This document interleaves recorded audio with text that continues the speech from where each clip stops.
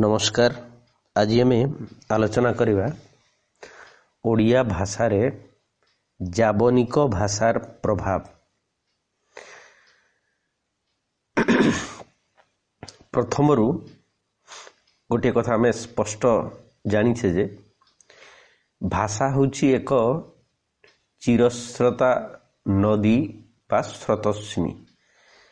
गोटाए भाषा जीवंतर अर्थ होची तार प्रवाह चिरंतन रहिबाकु पड़िबो एवं नदीर प्रवाह जेमिति तार गतिपथरे अनेक उपनदीर जलधारा आसी तार अंग को पुष्ट करे। केते शाखा नदी ता देहरु नूतन रूप धरी प्रसरी जाए। उपनदीर जलधारा को निजस्व करी स्रोतस्विनी हुए बपुष्मती। तेणु भाषा स्थितिशील नुहे कि मौलिक नुहे। यह स्थिर रहिले अग्रगति करि पारिबो नाही। कालर गति संगे संगे भाषा अन्य भाषार संस्पर्शरे बा संसर्गरे आसी केवल प्रभावान्विता हुए नहीं, हुए विभावान्विता। अन्य भाषा प्रति दृष्टि रखी कौनसी भाषार जुगोपयोगी परिवर्तन परिमार्जन बा परिवर्धन को स्वीकार करिनेले वास्तव रे भाषा हुए प्राणवती। भारतीय भाषा गुड़िक विभिन्न जुगरे विभिन्न भाषा संस्पर्शरे आसी तार विशिष्ट विभव गुड़ी को निजस्व करी परिपुष्ट होईछि। भारतर दुईटी प्रधान प्राचीन भाषा संस्कृत और द्राविड़ एगुड़ी को यथेष्ट प्रभावित करिछि। आरबी पारसिक इंग्रेज फरासी पर्तुगीज दीनामार ओलंदाज प्रभृति भारत बाहरर भाषा मध्य उणा अधिके भारतीय भाषा मानक उपरे प्रभाव विस्तार करिछि। विशेष करी पर्तुगीज जाबनिक बा आमे ताकू आरबी ओ पारसिक पारसी एवं इंग्रेज भाषा भारतीय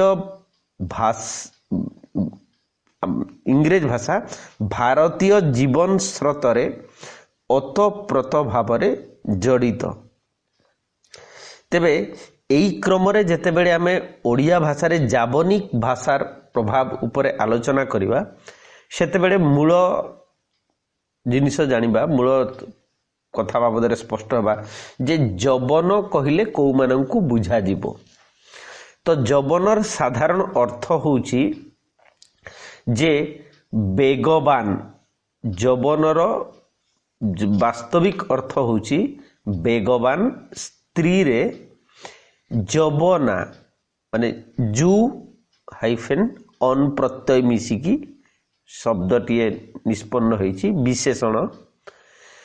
किंतु विशेषरे तार अर्थ होची प्राचीन ग्रीक जाति एवं तार व्यापक विस्तृततर अर्थ होची जे कौनसी अहिंदू बा अण हिंदू म्लेच्छ जाति विधर्मा व्यक्ति एवं सेई क्रमरे बेगवान अश्व जबनर स्त्री जबन माने बेगवान अश्व एवं स्त्री रे जबनी एवं विशेषण रे जबन इक प्रत्यय मिसिकी जाबनिक हेइची।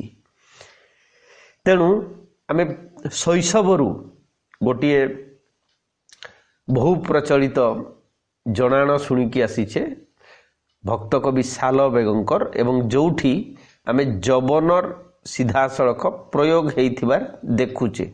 जोटारे से कहिसंती जे जाति रे मु जबन एवं जाति रे मु जबन नाम रे गोटे स्वतंत्र प्रबंध संकलन मध्य अछि ପ୍ରାବନ୍ଧିକ ଚିତ୍ତରଞ୍ଜନ ଦାସଙ୍କର ଜାତିରେ ଯବନ, ଜାତିରେ ମୁଁ ଯବନ। ତେଣୁ ସେଇ ଯାବନିକ ଭାଷାର ପ୍ରଭାବ ଓଡ଼ିଆ ଭାଷା ଉପରେ କେବେ କେମିତି କେଉଁ ପରିସ୍ଥିତିରେ ଓ କ'ଣ କ'ଣ ପଡ଼ିଛି ତାହା ହିଁ ହେଉଛି ଏଇ ଏକକର ଆମର ପାଠ୍ୟ। ଭାରତର ସମ୍ବିଧାନ ସମ୍ମତ ଭାଷାମାନଙ୍କ ମଧ୍ୟରେ ଓଡ଼ିଆ ଭାଷା ହେଉଛି ଅନ୍ୟତମ। ବହୁ ଭାଷାର ବିଭବ ବହନ କରି କାଳକ୍ରମେ ଓଡ଼ିଆ ଭାଷା ହୋଇଛି ବର୍ଦ୍ଧିଷ୍ଣୁ। ସଂସ୍କୃତ ଭାଷା ଏହାର ମାତାମହୀ ବା ଜନନୀ ଓ ଅପଭ୍ରଂଶ ଭାଷା ଏହାର ଅଗ୍ରଜା ବୋଲି ପରିଗଣିତ ହେଲେ ହେଁ ଓଡ଼ିଆ କେବଳ ସଂସ୍କୃତ ସର୍ବସ୍ୱ ନୁହେଁ। ନିଜ ଦେଶ ଭାରତବର୍ଷର ବିଭିନ୍ନ ଭାଷାର ସମ୍ଭାର ସହିତ ବହୁ ବିଦେଶୀ ଭାଷାର ସମ୍ପଦକୁ ଓଡ଼ିଆ ଭାଷା ନିଜସ୍ୱ କରି ସମୃଦ୍ଧ ଏବଂ କୌଣସି ଭାଷା ତାର ବିକାଶ କ୍ରମରେ ସମୃଦ୍ଧି କ୍ରମରେ ବା ସମୃଦ୍ଧି କେଉଁ ପରିସ୍ଥିତି ପରିବେଶ ଭିତରେ ହୁଏ? ପ୍ରଥମ ହେଉଛି ପର୍ଯ୍ୟଟନ, ବାଣିଜ୍ୟ, ଶିକ୍ଷା ଗ୍ରହଣ, ଶିକ୍ଷା ପ୍ରସାର, ଧର୍ମ ଗ୍ରହଣ, ଧର୍ମ ପ୍ରଚାର, ଉପନିବେଶ ସଂସ୍ଥାପନ ଓ ଶାସନ ପ୍ରଭୃତି ଉଦ୍ଦେଶ୍ୟରେ ଭାରତ ବାହାରୁ ବିଭିନ୍ନ ଦେଶ ବା ବିଭିନ୍ନ ଜାତିର ବିଶେଷ କରି ବିଭିନ୍ନ ଦେଶରୁ ବିଭିନ୍ନ ଭାଷାଭାଷୀ ମାନେ ଭାରତବର୍ଷକୁ ଆସିଛନ୍ତି ଓ ଭାରତର ରାଜନୀତିକ, ସାମାଜିକ ଓ ସାଂସ୍କୃତିକ ଜୀବନକୁ ଉଣା ଅଧିକେ ପ୍ରଭାବିତ କରିଛନ୍ତି। ଭାରତବର୍ଷର ବିଭିନ୍ନ ଅଞ୍ଚଳରେ ପଦାର୍ପଣ କରି ଦେଶବାସୀଙ୍କର ରାଜନୀତିକ ଓ ସାମାଜିକ ଜୀବନକୁ ମାନେ କେବଳ ନୁହେଁ ଅଧିକନ୍ତୁ ତାର କଥିତ ଭାଷା ଓ ଲିଖିତ ସାହିତ୍ୟ ଉପରେ ସେମାନଙ୍କର ପ୍ରଭାବ ପକାଇବାକୁ ଚେଷ୍ଟା କରିଛନ୍ତି। ଏହି କ୍ରମରେ ଓଡ଼ିଆ ଓ ଓଡ଼ିଆ ଭାଷା ଉପରେ ବିଦେଶୀ ପ୍ରଭାବ ଦେଖାଦେଇଛି। ଏହି ବିଦେଶୀମାନଙ୍କ ଭିତରେ ତୁର୍କୀ, ଆଫଗାନ, ମୋଗଲ, ପର୍ତ୍ତୁଗୀଜ, ଓଲନ୍ଦାଜ, ଫରାସୀ ଓ ଇଂରେଜ ମାନେ ହେଉଛନ୍ତି ପ୍ରଧାନ। ଏମାନେ ଓଡ଼ିଶାରେ ରହି ଓଡ଼ିଶାକୁ ନିଜସ୍ୱ କରିବାକୁ ଚେଷ୍ଟା କରିଛନ୍ତି। ନିଜ ସାଂସ୍କୃତିକ ଓ ସାମାଜିକ ଜୀବନର ପ୍ରଭାବ ପକାଇ ଓଡ଼ିଶାରେ ନିଜ ନିଜର ଭାଷାର ଅଳ୍ପ ବହୁତ ପ୍ରସାର ଘଟାଇଛନ୍ତି। ଓଡ଼ିଆ ଆଜି ତାର ଦୈନନ୍ଦିନ ଜୀବନରେ ଏପରି ଅନେକ ବୈଦେଶିକ ଶବ୍ଦ ବ୍ୟବହାର କରେ ଯାହା ବୈଦେଶିକ ଶବ୍ଦ ବୋଲି ବାରି ହୁଏ ନାହିଁ। ସେଗୁଡ଼ିକ ପରିବର୍ତ୍ତେ ଉପଯୁକ୍ତ ଓଡ଼ିଆ ପ୍ରତିଶବ୍ଦ ଖୋଜି ବାହାର କରିବା ଅନେକ ସମୟରେ ଦୁଃସାଧ୍ୟ ଏପରିକି ଅସମ୍ଭବ ହୋଇପଡ଼େ। ସେମାନେ ମୌଳିକ ଓଡ଼ିଆ ଶବ୍ଦ ରୂପେ ଆମ ସମ୍ମୁଖରେ ପ୍ରତିଭାତ ହୁଅନ୍ତି। ଏପରିକି ଓଡ଼ିଆ ଭାଷାର ସର୍ବୋତ୍କୃଷ୍ଟ ଓ ସର୍ବବୃହତ୍ ଅଭିଧାନ ପୂର୍ଣ୍ଣଚନ୍ଦ୍ର ଭାଷାକୋଷରେ ଗୋପାଳପୁର ରାଜଙ୍କର ସଂକଳିତ ପୂର୍ଣ୍ଣଚନ୍ଦ୍ର ଭାଷାକୋଷରେ ବହୁ ବୈଦେଶିକ ଶବ୍ଦ ଦେଶଜ ଓଡ଼ିଆ ଶବ୍ଦ ରୂପେ ନିର୍ଦ୍ଦେଶିତ ହୋଇଛି। ବୈଦେଶିକ ଭାଷା ଅନେକ କ୍ଷେତ୍ରରେ ଓଡ଼ିଆ ଭାଷାର ବ୍ୟାକରଣ, ଶୈଳୀ ଓ ଆଙ୍ଗିକକୁ ପ୍ରଭାବିତ କରିଛି ଓ ଅନେକ କ୍ଷେତ୍ରରେ ଓଡ଼ିଆ ଭାଷାର ବ୍ୟାକରଣ ଦ୍ୱାରା ପ୍ରଭାବିତ ହୋଇ ପରିବର୍ତ୍ତିତ ରୂପ ମଧ୍ୟ ଗ୍ରହଣ କରିଛି। ବହୁ କାଳ ଧରି ପାରସିକ ବା ପାର୍ସୀ ଓ ଆରବୀୟ ବା ଆରବିକ ଭାଷା ଓଡ଼ିଶାର କୋର୍ଟ କଚେରୀର ଭାଷା ରୂପେ ପ୍ରଚଳିତ ହୋଇ ଆସୁଥିଲା।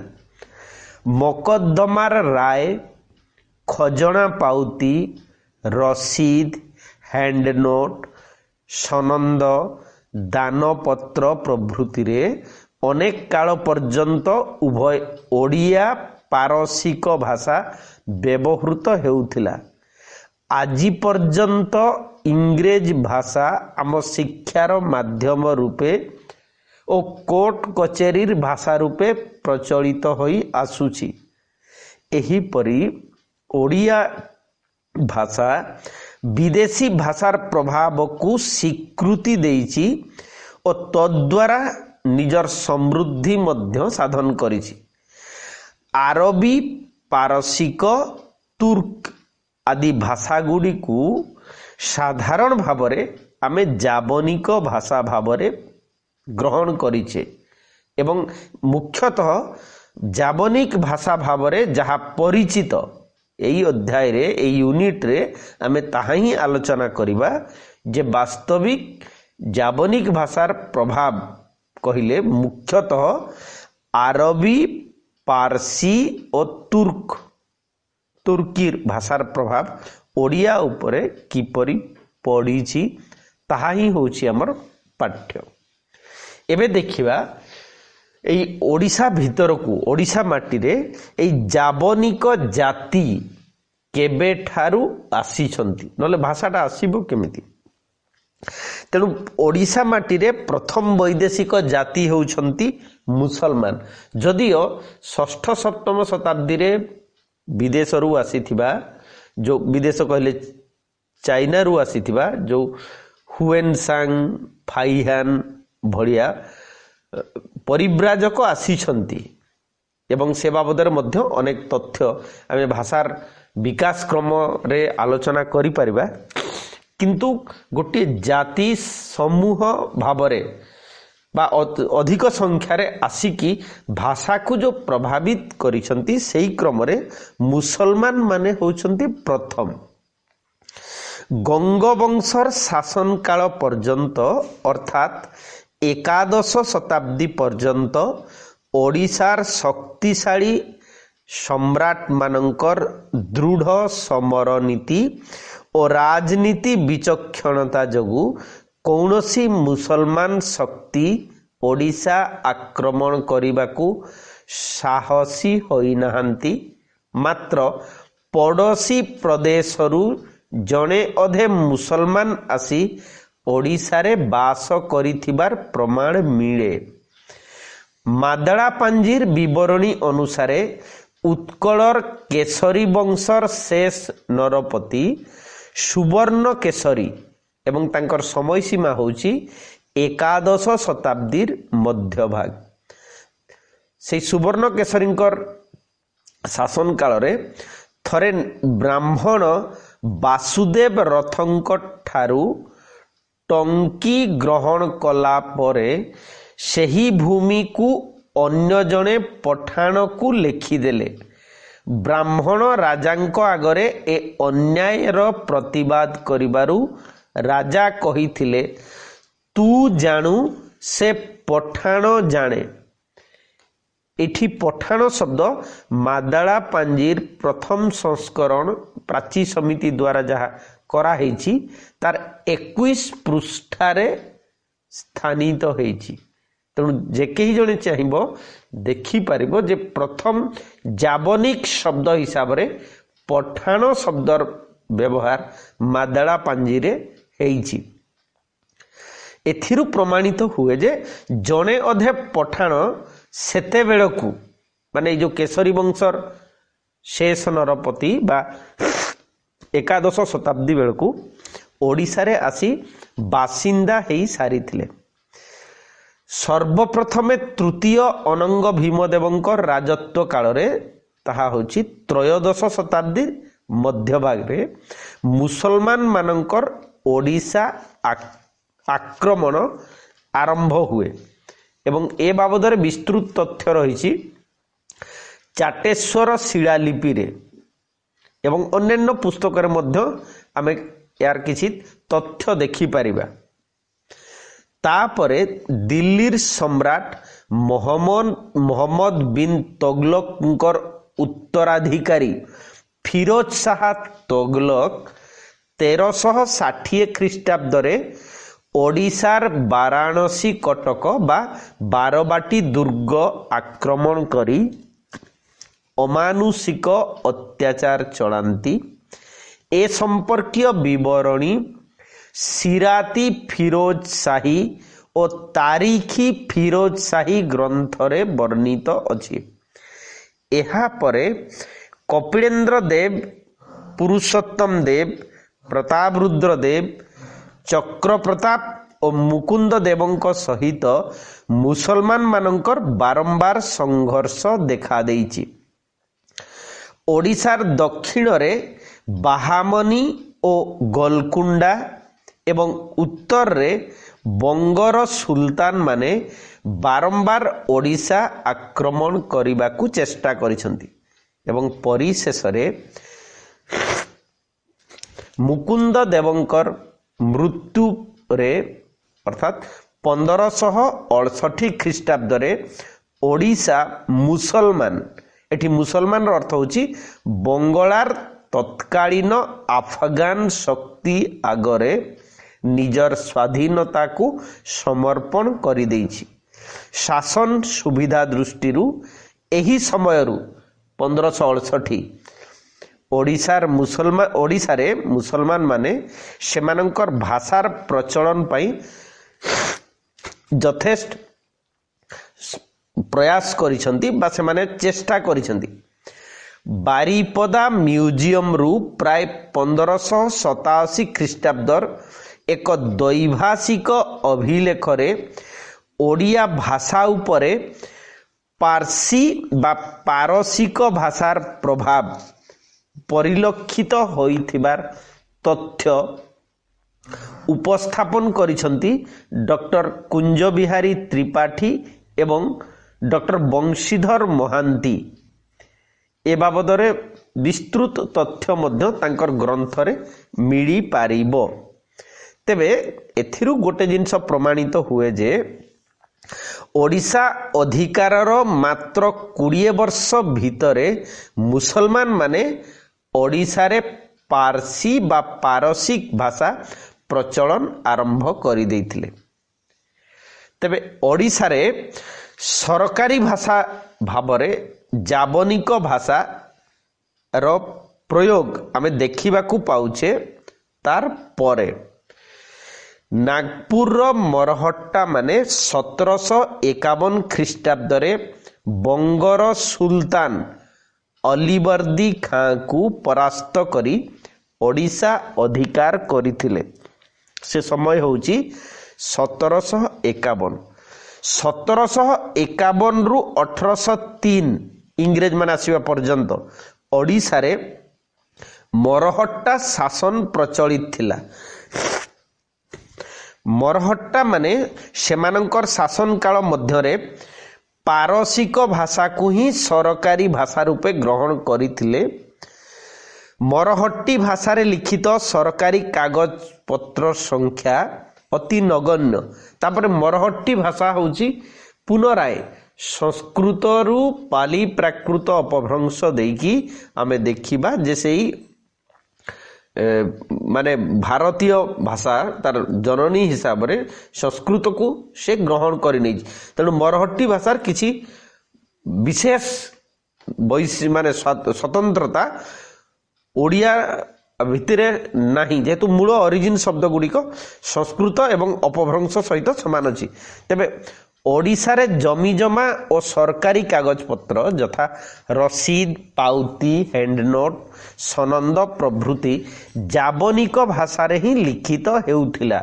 ଇଏ ହେଉଛି ମରହଟ୍ଟା ଶାସନ କାଳରେ।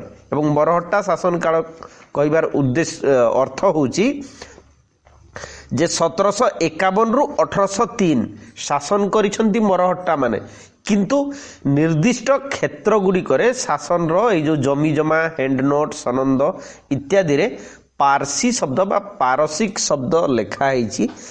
କେତେକ ସ୍ଥଳରେ ଜାବନିକ ଓ ଓଡ଼ିଆ କିମ୍ବା ଜାବନିକ ଓ ମରହଟ୍ଟା ଉଭୟ ଭାଷାରେ ଏଗୁଡ଼ିକ ଲେଖାଯାଉଥିଲା।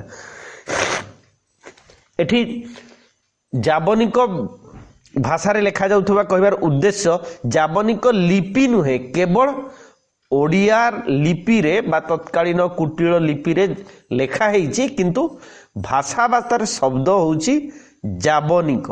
ପୂର୍ବରୁ ମଧ୍ୟ କୁହାଯାଇଛି ଜାବନିକ କହିଲେ ଆମେ କେବଳ ଆରବିକ पारसी और तुर्की यही तीनोटी भाषा को ही ग्रहण करिबा कारण जाबनिक शब्दर विस्तृत अर्थ अनेक आसीबो जेमती कहितली अहिंदू बा अणहिंदू कौनसी विधर्मी व्यक्ति बा म्लेच्छ जाति को जाबनिक कहा जाए किंतु आमे जेतेबेले जाबनिक भाषा संपर्क रे आलोचना करिबा सेतेबेले आमे हमर फोकस रे रहिबो एई तीनोटी ही केवल तुर्की आरबिक और पारसी तेणु 1803 रु 1828 ख्रीष्टाब्द मध्य रेवेन्यू बोर्ड रो सदस्य थिबा बीजी टॉयनबी तांकर a sketch of the history of Odisha from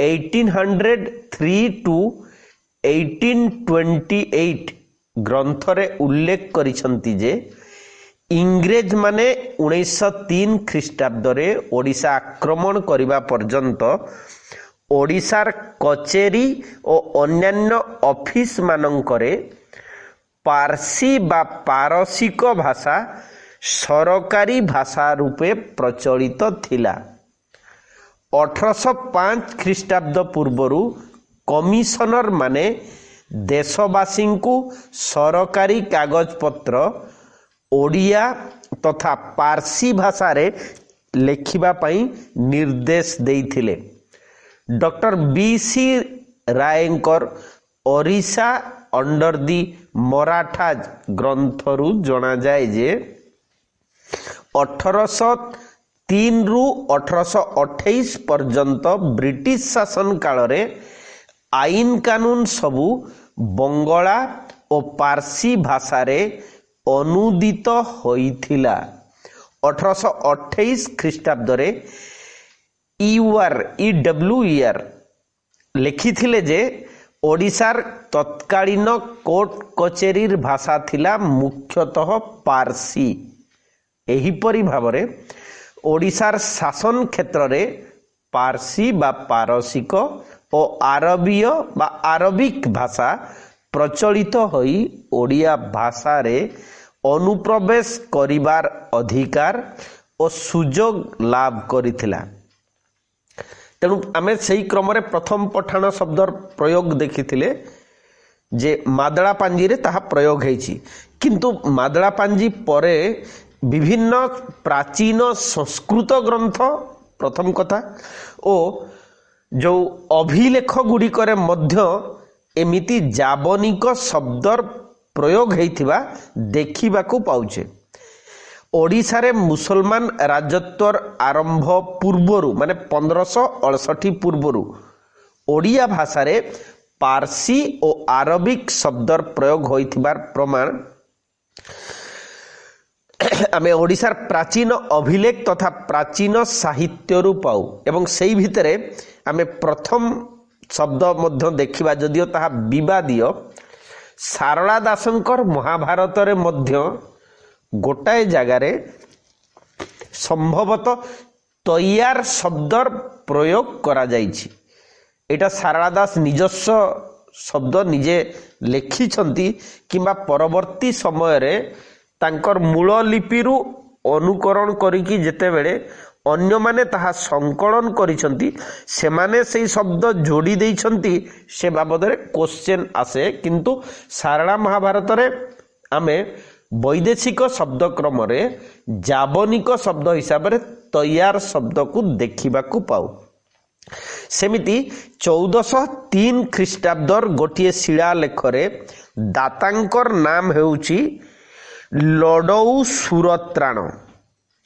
से ब्राह्मण हेले मध्य तांकर नामटी भाषा विज्ञानी माने जाबनिक मने करिसंती एथिरे दातांकु लढेई प्रिय सुल्तान भावरे चित्रण करा जाइछि ता पूर्वरु चतुर्दश शताब्दी संस्कृत विशारद उत्कलीय कवि विश्वनाथ कविराज तांकर साहित्य दर्पण रे सुल्तान अर्थरे जोटा मुगल मानकर सम्राट सुल्तान शब्द से सुल्तान अर्थरे सुरत्राण ओ नामवाचक ଆଲାଉଦ୍ଦିନ ଅର୍ଥରେ ଆଲାବଦୀନ ଶବ୍ଦ ପ୍ରୟୋଗ କରିଛନ୍ତି। ତେଣୁ ଯେଉଁ ସାହିତ୍ୟ ଦର୍ପଣରେ ବ୍ୟବହୃତ ହୋଇଥିବା ସେ ଯେଉଁ ଶବ୍ଦ ଗୁଡ଼ିକର ଦୃଷ୍ଟାନ୍ତ ହିସାବରେ ଆମେ ଦେଖିପାରିବା। ଗୋଟାଏ ଶ୍ଲୋକରେ ସେ ଲେଖୁଛନ୍ତି ଗଙ୍ଗାଭ୍ୟସୀ ସୁରତ୍ରାଣ ତବ ନିଶାନ ନିସ୍ୱନ ଶ୍ରାତି ବାରିବଧୂ ବର୍ଗ ଗର୍ଭ ପାତନ ପାତକୀ। ସେମିତି ଆଉ ଗୋଟେ ଶ୍ଲୋକରେ ମଧ୍ୟ ବ୍ୟବହାର ସେ କରିଛନ୍ତି ସନ୍ଧୌ ସର୍ବସ୍ୱ ହରଣଂ ବିଗ୍ରହେ ପ୍ରାଣ ନିଗ୍ରହ ଆଲ୍ଲାବଦୀନ ନୃପତ୍ୟୌ ନ ସନ୍ଧି ନଚ ବିଗ୍ରହ। ଏବଂ এই ଯେଉଁ ପ୍ରସଙ୍ଗ କଥା ସାହିତ୍ୟ ଦର୍ପଣର PV କାନେ 1923 ମସିହାରେ ଯେଉଁ ସଂକଳନ କରିଛନ୍ତି ସେଠି ସ୍ପଷ୍ଟ ଭାବରେ ତାହା ଲିପିବଦ୍ଧ ହେଇଛି। ପୃଷ୍ଠା 55 ଯେ କେହି ଚାହିଁବେ ସେ ଶ୍ଲୋକର ପ୍ରୟୋଗ ହେଇଥିବା ଦେଖିବେ। ତେବେ ପୁରୁଷୋତ୍ତମ ଦେବଙ୍କର ଏକ ଶିଳାଲେଖ ଏବଂ ପୁରୁଷୋତ୍ତମ ଦେବ ହେଉଛନ୍ତି କିଏ? କପିଳେନ୍ଦ୍ର ଦେବଙ୍କର ସୁଯୋଗ୍ୟ ପୁତ୍ର, କାଞ୍ଚି ଅଭିଯାନ କରିଥିବା ତଥାକଥିତ ଓଡ଼ିଶାର ମହାନାୟକ। ତାଙ୍କର ଗୋଟେ ଶିଳାଲେଖରେ ମୁକାବିଲା ଓ ତିଆରୁ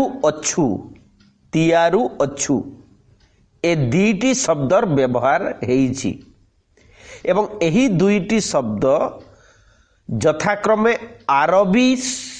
ଆରବିକ ଶବ୍ଦ ମୁକାବିଲାତ ଓ ତୟାର କ୍ରିୟାରୁ ଆସିଛି।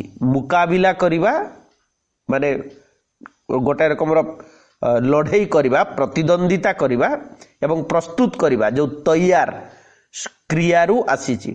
1525 ଖ୍ରୀଷ୍ଟାବ୍ଦର ଗୋଟିଏ ଶିଳାଲେଖରେ ବ୍ୟବହୃତ ଜପ ରାଶି ବର୍ଗ୍ୟ ପ ରରେ ଆକାର ତାଲବ୍ୟସରେ ହର୍ଷଇ ଶବ୍ଦଟି ପାର୍ସୀ ଶବ୍ଦ ବା ପାରସିକ ଶବ୍ଦ ଚପରାଶି ଶବ୍ଦରୁ ଉଦ୍ଧୃତ। 1547 ଖ୍ରୀଷ୍ଟାବ୍ଦରେ ଅନ୍ୟ ଏକ ଶିଳାଲେଖରେ ବ୍ୟବହୃତ ହଦ ସରହଦ ସୀମା ଫ୍ରଣ୍ଟିୟର ସୀମାନ୍ତ ଯେଉଁଟା ସରହଦ କମଦ ଶବ୍ଦ ଏ ତିନୋଟି ହେଉଛି ଜାବନିକ। ହଦ କହିଲେ ସୀମା ଆରବିକ, ହଦରୁ ସରର ଅର୍ଥ ହେଉଛି ପ୍ରଧାନ, ସରର ଅର୍ଥ ହେଉଛି ପ୍ରଧାନ ବା ମୁଖ୍ୟ ପାରସିକ ଶବ୍ଦ ସରରୁ ଓ କମଦର ମିନିଂ ହେଉଛି ଅର୍ଥ ହେଉଛି ମୂଲ୍ୟ, ତାର ଆରବିକ ହେଉଛି ବାସ୍ତବିକ କିମତରୁ ନିଷ୍ପନ୍ନ। ଯେଉଁ କିମତ କଥା ଆମେ କହୁଛେ ସେଇ ଶବ୍ଦରୁ କମଦ ଶବ୍ଦ ହେଇଛି। ତ ଏହିପରି ଭାବରେ ମୁସଲମାନ ରାଜତ୍ୱର ଆରମ୍ଭ 1568 ଖ୍ରୀଷ୍ଟାବ୍ଦ ପୂର୍ବରୁ ଓଡ଼ିଶାରେ ବା ଓଡ଼ିଆ ଭାଷାରେ ଜାବନିକ ଶବ୍ଦ ସେ ସଚେତନ ଭାବରେ ହେଉ ବା ନିଶ୍ଚେତନା ଭିତରେ ହେଉ ସାଧାରଣ ଭାବରେ ହେଉ ପ୍ରଚଳନ କରି ସାରିଥିଲା ବା ପ୍ରବେଶ ଲାଭ କରି ସାରିଥିଲା। ଏବଂ ଆମେ ଯେଉଁ ତଥ୍ୟ ଯାହା ବି କହିବା ରେକର୍ଡରେ କେଉଁଠି ଅଛି, ବିଭିନ୍ନ ରକମର ତଥ୍ୟ ହିସାବରେ ରେକର୍ଡ ପତ୍ରରେ ଯେଉଁ ଜାବନିକ ଶବ୍ଦ ଆଗେ ବ୍ୟବହୃତ ହୋଇଛି, ପରେ ସାହିତ୍ୟ ଭିତରେ ତାର ପ୍ରୟୋଗ ଦେଖିବା। ତେଣୁ 1568 ଖ୍ରୀଷ୍ଟାବ୍ଦରୁ ବ୍ରିଟିଶ ରାଜସ୍ୱ କାଳ ପର୍ଯ୍ୟନ୍ତ ମାନେ 1803 ପର୍ଯ୍ୟନ୍ତ ଉଭୟ ପାର୍ସୀ ଓ ଓଡ଼ିଆ ଭାଷା ଓଡ଼ିଶାର କଚେରୀର ଭାଷା ରୂପେ ପ୍ରଚଳିତ ଥିବା କଥା ଆମେ ଆଲୋଚନା କରିଛେ ଏବଂ ଏହି ସମୟ ମଧ୍ୟରେ ଉଭୟ ଭାଷା ଓ ଲିପିରେ ଲିଖିତ ଅସଂଖ୍ୟ କବଲା, ପଟା, ପାଉତି, ରସିଦ, ଆଜ୍ଞାପତ୍ର ଓ ଦାନପତ୍ର ଅଦ୍ୟାବଧି ଓଡ଼ିଶାର ବିଭିନ୍ନ ଗ୍ରାମରେ ଘରେ ଘରେ ପରିଦୃଷ୍ଟ ହୁଏ। ଓଡ଼ିଶାର ରାଜ୍ୟ ଅଭିଲେଖାଗାର ମ୍ୟୁଜିୟମର ଓ ବିଭିନ୍ନ ବିଶ୍ୱବିଦ୍ୟାଳୟ ଯଥା ଉତ୍କଳ ବିଶ୍ୱବିଦ୍ୟାଳୟ ଓ ବାରିପଦାର ସଂଗ୍ରହାଳୟ ଜୁବଲି ଲାଇବ୍ରେରୀ ପ୍ରଭୃତିରେ ସହସ୍ର ଅଭିଲେଖ ସଂଗୃହୀତ ଓ ସଂରକ୍ଷିତ ଏବଂ ଯହିଁରେ ପାର୍ସୀ ଭାଷା ଓ ଲିପି स्थान पाइछि एवं ओडिया भाषा सहित पारसी बा पारसिक भाषा क्षीर नीर भावरे मिसिकी रही माने तार केतोटी नमूना हिसाब रे आमे एठी देखि परिबा।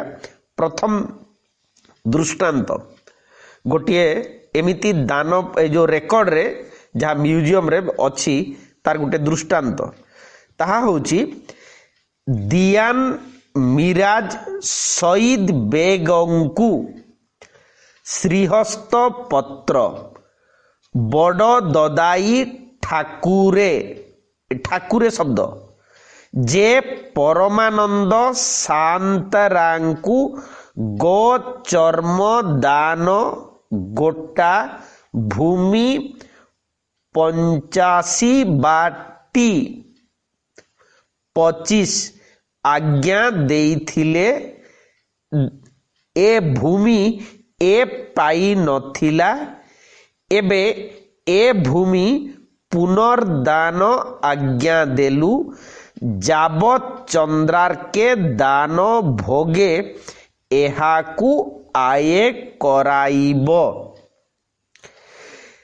1133 अर्थात 1700 माने साल अर्थात 1726 ख्रीष्टाब्द रे रचित होइथिबा एहा गोटिए दानपत्रर अंश एवं एई जो दानपत्र रे कौ शब्द गुडी कहूची जाबनिक शब्द दियान जोटा को देवान आमे परवर्ती समय कहूचे दियान मिराज माने मिर्जा मिराज सईद आउ बेग हाफिज कादर बेग जदि नीलशैल उपन्यास पढ़ी जो राजा रामचंद्र धर्मांतरीकरण हैला परे परिस्थिति चापरे निजर नाम को बदलैकी करिसंती हाफिज कादर बेग सुरेंद्र महांतींकर बहुचर्चित उपन्यास रे सेमिति आउ गुटे शब्द मध्य सेही दानपत्र रे ठाकुरे भाषा विज्ञानी माने कहिसंती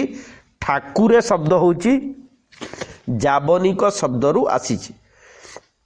तार आउ गुटे दृष्टांत समस्त 7 अंक सन 1209 साल रवि सानी 17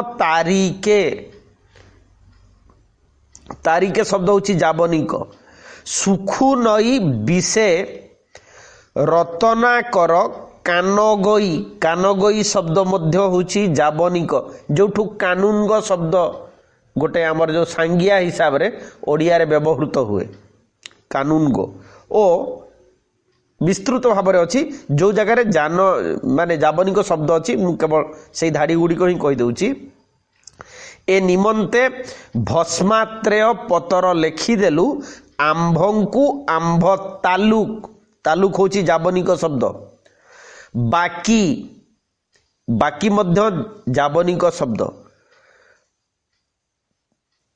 ता सहित पाईकास्तार लागिलाकु आंभ तालुक तालुक जाबनिक शब्द खुदुकास्त जाबनिक शब्द झाडसपुर रकबाकु रकबाकु जाबनिक शब्द अराजी बंकर जमा खारिजी ए अराजी जमा एवं खारिज ताहा मध्य जाबनिक शब्द कियारी दरपति के 24 दस्ती पदिकारे दस्ती जाबनिक शब्द जमी 22 माने माण माने एक्चुअली 22 गुंठ ओ 6 विश्वा तुम्भंकु बिकी काली उचित प्रमाणे धन कौड़ी 21 माण 9 पण नहीं सरकार सरकार होची जाबनिक शब्द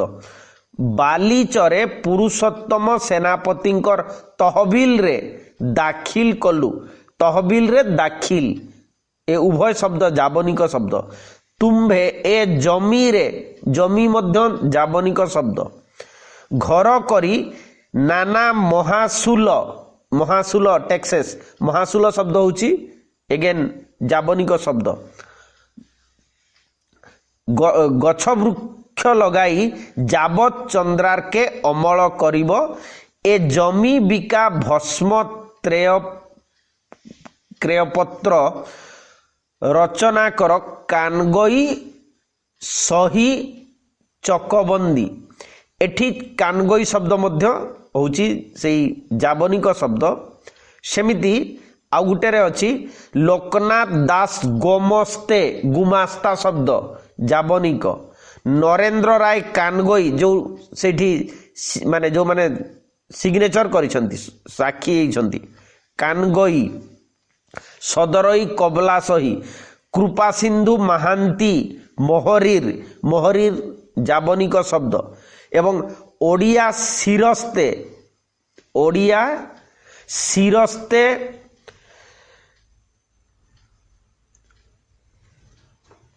शिरस्ते सहित सेठी अछि बाजे एवं ओराजी। ए तीनोटी शब्द शेष धाड़ी रे मध्य सेई जाबनिक शब्द हिसाब से गृहीत होइछि।